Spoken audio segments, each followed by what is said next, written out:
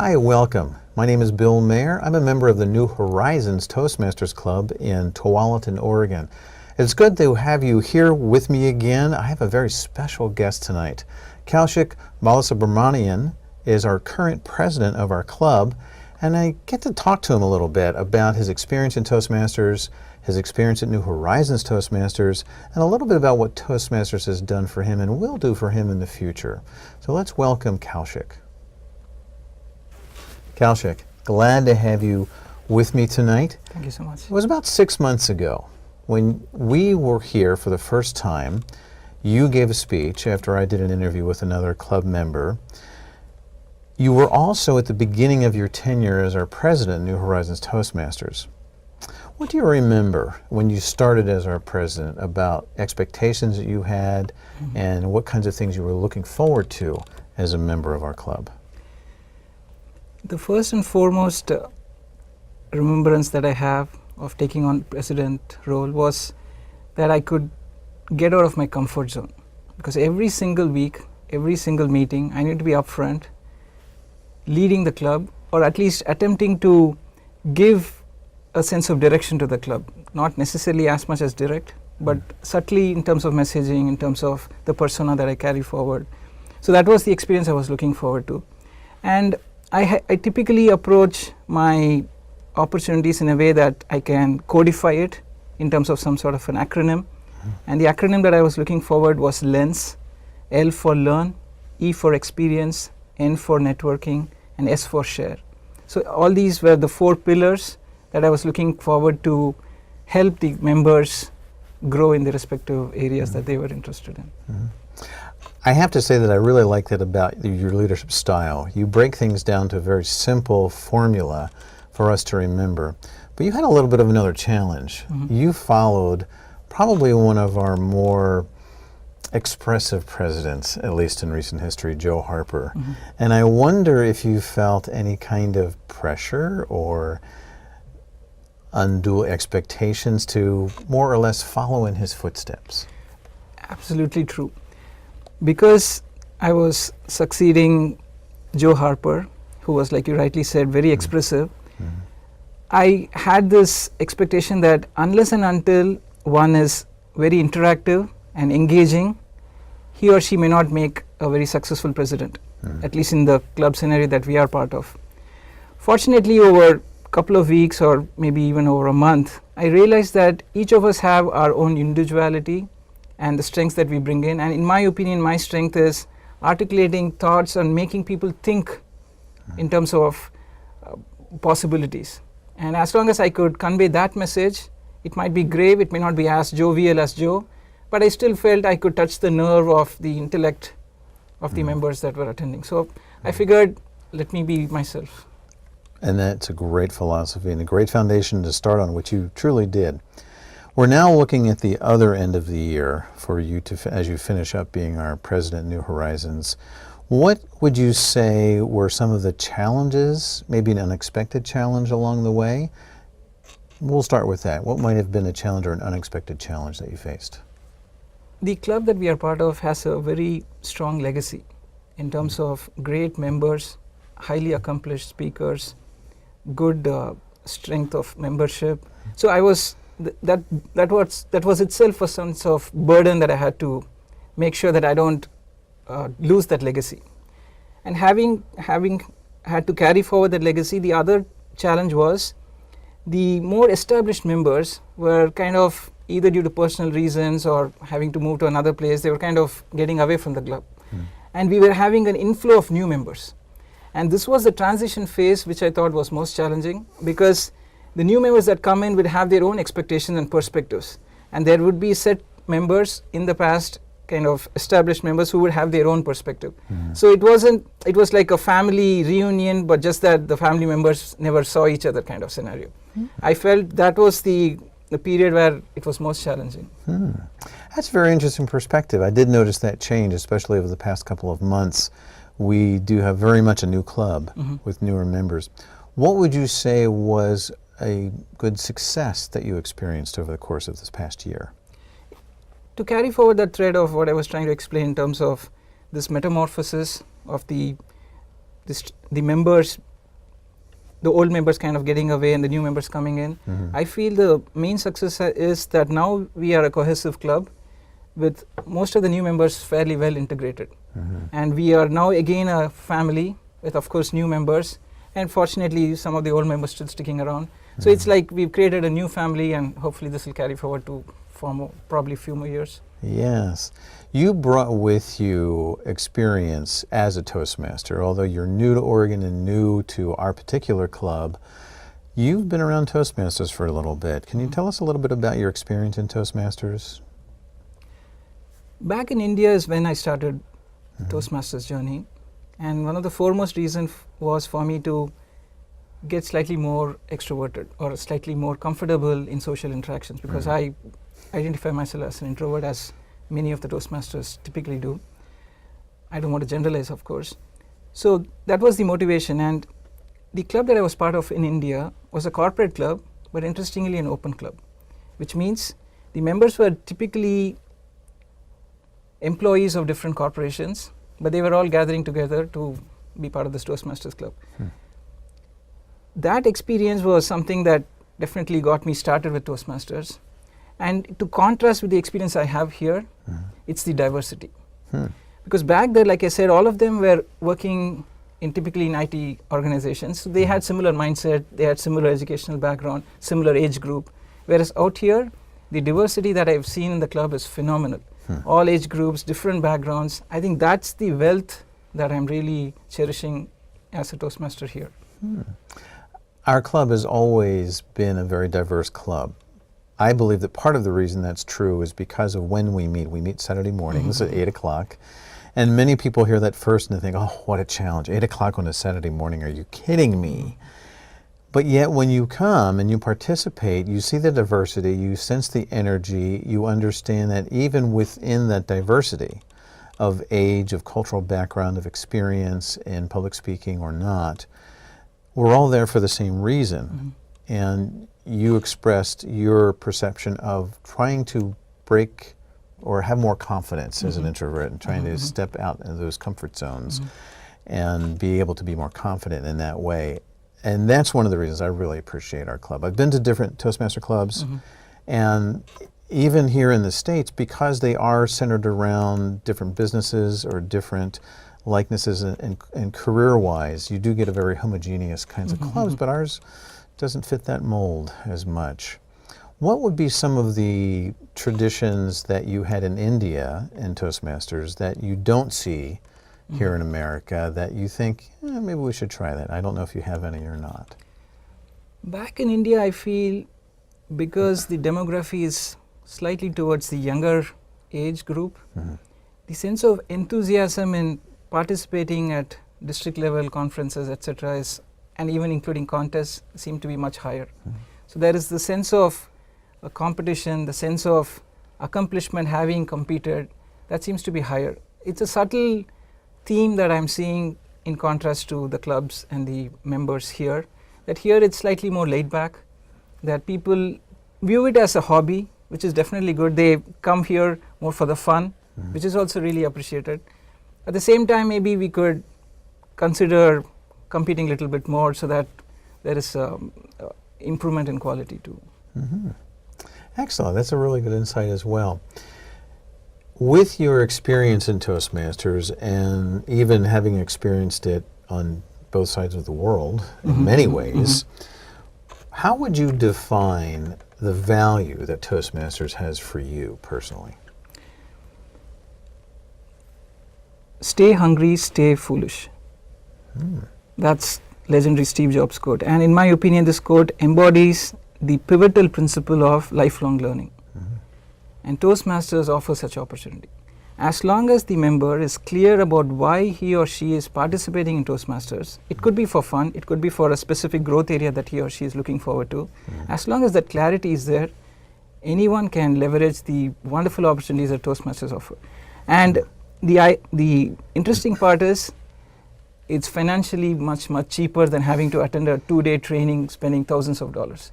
And it's an experiential learning, lifelong learning. Every week you get to learn. So the benefits are phenomenal, and I just can't state it more. That's the first time I've heard the cost of Toastmasters compared to a seminar or a conference. Most people compare it to therapy, still much cheaper than therapy. And I like that. I appreciate that because in a very career-oriented way, it's a good way to look at it. What do you think the future has for you in Toastmasters? I just finished my DTM this February. Congratulations. And I thought I've reached the summit and nothing more to do. I've been there, done it all. And we have Pathways. And I'm really excited about Pathways because the assessment that I took in Pathways to figure out which path to take beautifully pointed out to me strategic relationships. And at the phase I'm at in my career, this path is definitely going to play a big role. And I'm really looking forward to that. Excellent. Well, thank you very much for spending some time with me and helping us to see about your experience with Toastmasters. And maybe in the near future, we'll be able to chat again. Absolutely. It's been a pleasure. Thank you. Thank you very much for joining us. I hope that you enjoyed talking with Kaushik as much as I did and understanding a little bit about what Toastmasters can do for people around the world. If you are looking or interested in finding a Toastmasters club, I encourage you to search out a club in your area, either through your internet search or asking friends or finding people who are Toastmasters. We're all over the place. If you find yourself in Tualatin at 8 o'clock on a Saturday morning, try to find New Horizons Toastmasters. We would love to have you join us for one of our meetings. Until we meet again, thank you very much for joining us. My name is Bill Maher, and this is from TV Toastmasters. Welcome back to another segment of TV Toastmasters. We are from the Future Stars Club, and Future Stars is a gavel club that is sponsored by Toastmasters. We are a youth-led club that focuses on speaking and leadership skills. Today I have Zayan Akmal and Yusuf Arifin with me. Zayan was our speech contest winner of 2018, and Yusuf was our evaluation winner of 2018. Zayan goes to Sunset High School, and he is a 10th grader currently, and Yusuf Arifin is a 7th grader at Cedar Parks Middle School. Welcome, guys. Thanks for having us. Thanks for having us. So let's start off. You guys are both winners of your respected divisions of the contest. That's right. So Zayan, starting with you, what was like the biggest moment that you had during your speech contest? What was a high and what was a low for you? Can you try to sum up the experience that the contest was? Well, this is interesting because I had been at Toastmasters for Future Stars for about 2 years or so, but I couldn't go to the speech competition last year. So this was my first time at the speech competition, and it was kind of interesting because, well, first of all, I was wearing a suit, so that made me feel more confident, but it's kind of just interesting. There's a different feel and a different atmosphere. I don't know if Yusuf could second that, but I think it's just this kind of realization that now I'm here, I've practiced for a long time, and I'm ready to do what I've been working so hard for. And, you know, if you can do well, or that's a plus, but it's really the experience, I think, that's the most valuable thing. Awesome. And Yusuf, same question to you. What was the feeling going into the competition itself, and we can talk about even afterwards the competition. How did you feel? What was the experience like? I felt like the competition was really amazing, just knowing how everyone from my club was there to support me, cheer me on. I also felt like just the experience, like Zayan said, was incredible, as this was my first year, and I really learned as an evaluation contest winner that no matter what you say, it's all good, just get it out there. But overall, the main message, the experience, the people that were there, that just made the day for me, and I really enjoyed it. Yeah, I'd agree. I mean, it's amazing, both of you, it's your both first time at a contest, right, participating in one of these. Describe what you guys were preparing before the contest. You know, I'm sure you guys were really nervous. I mean, you put a lot of work into this, and we all could tell based off of your guys' speeches and evaluation, so bravo. Describe the process, like explain to me, like, you know, what you guys were up to, what practice you guys were doing, who you were working with, were you working with someone, how many times did you practice, maybe a day, something like that? Yeah, so, you know, usually, at least for me, speaking in a Toastmasters club hardest role by far. Table topics, master, love that, but being a speaker is tough. And usually, I'm not gonna lie, I'm the kind of person that, you know, last night, the night before, I'm just trying to memorize everything, wake up early in the morning, get some more memorizing done, and then let's see how it goes from there. But for this one, since I had been working on this specific speech for a very long time, it was more of like, you know, those fine-tuning elements. And you were mentioning who may have helped me with this speech. And we have our coach, Bob Armory. I mean, you know him. He's helped you with speeches as well. And, you know, he was a really big help in helping incorporate humor into my speech. And humor, you know, if people can relate to you and there's humor, you know, they're right there with you throughout the entire experience. So I think there were a lot of different elements with preparing, but getting help was definitely an important step for elevating my speech. Yeah, I 100% agree. Yeah. And Yusuf, I know the evaluation contest, it's not like the speech contest. You don't really get time to prepare. You don't know what the target speaker's speech is about. So in those 5 minutes that you had to, you know, jot down notes outside the room, what was going through your mind? What were you looking for? What were some of the things you tried to do so that you could prepare yourself for your evaluation? I think that one thing I did, first of all, I was in a panic mode. I mean, like, oh my God, this is a contest. I need to make sure I do my absolute best. But once you calm yourself down, that's when your nerves start to kick in. You start to think more. And what was really going through my mind was just that, okay, I just need to find something that I can say about their speech, list a few good things. There are plenty of good things in the speech given. And I just found something I thought that could have been improved. I had recently started watching some of the world contest winners, and just comparing the speech to the world contest winner gave me some ideas on what maybe I can suggest as an improvement. But like you said, evaluation is quite different, and I had to really think on the fly. And I just want to point on something that Yusuf just said, which is that there's a lot of good things to say about a speaker, especially when it's a target speaker and you're trying to evaluate them. There's an infinite list of good things you can say about them. Of course, yeah. But I think the key to a really good evaluation is that no matter what, you at least try and really dig deep and find something that they can improve on, because none of us are perfect people. We all have things we can improve on. So it's important that other people point those out, because the audience is who's watching you. You can't see yourself when you're giving that speech, right? So I just thought that was interesting. Of course, yeah. And, you know, talking about improvement and evaluation is a big part of improving as just a public speaker, and I can vouch for it, and I'm sure both of you can as well. How is it like looking back at maybe your first speech and looking into, you know, looking past the contest and realizing what you did, or maybe your first evaluation? What are some of the feelings you had back then? How did you feel? And how does that differ to how you feel now, and maybe how comfortable you are in front of an audience? Well, I just want to mention that the first time that I saw a video of myself while I was speaking, it was done. No, I turned off the computer. There was no chance of you getting me to watch that. But I think over time, I've started a little bit trying to get used to. I'm still not completely comfortable, as a lot of people aren't, but it's definitely a necessary step, as many of the coaches at Future Stars have told us, that if you can look at yourself, you can notice things that you don't notice regularly, because sometimes when you're speaking, it's a blur, and you don't know, did I use the stage? Did I make eye contact? How many filler words did I use? These things sometimes don't come to mind while you're speaking. Yeah. So I think that's kind of what you have to keep note of, and it really helps when you're watching a video of yourself, despite how uncomfortable it might be. I would 100% agree. Videos make me very uncomfortable, especially when they're about myself. Yeah. Yusuf, what about you? Is there like do you have a story to like your first speech, and like did you have like some butterflies in your stomach, or were you like really like confident, and when you were up there, like tell me about it. When I gave my first evaluation, I was walking up to the stage and I'm just like, okay, I got this. But once I started talking, I started freaking out. This was my first evaluation, and I knew I was gonna fail because I'd never done anything like it.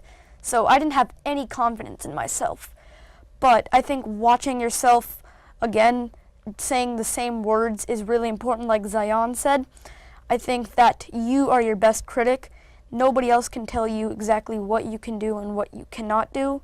So by watching yourself, I think you have the best opportunity to learn what you did well, what might have been improved, and ultimately you start from one point, and if you keep watching yourself over and over again, you're going to get to a much higher point, and that's really just what it went into my evaluation. I would 100% agree. I mean, I think it's very important, for me at least when I was an evaluator, I mean, getting up to that point, I had to learn that my opinion does count, and I think that's what you're saying, like the whole confidence, that's confidence in your ability to have a voice and share it with the speaker, and I think that's by far one of the biggest obstacles to get over when you're giving a good evaluation. And I think your evaluation during the contest definitely emphasized that because you were able to give such constructive feedback during the contest. So amazing. Yeah, and I mean, Yusuf said something that's very true, which is that when you're walking up there, you're fine. You're like, I've memorized my speech or I've practiced my evaluation.